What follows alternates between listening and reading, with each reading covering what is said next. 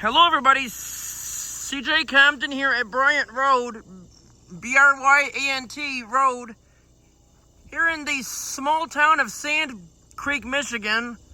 About that one video, the railroad took down my camera, so unfortunately no more action on my rail cam. But let's not worry about that right now.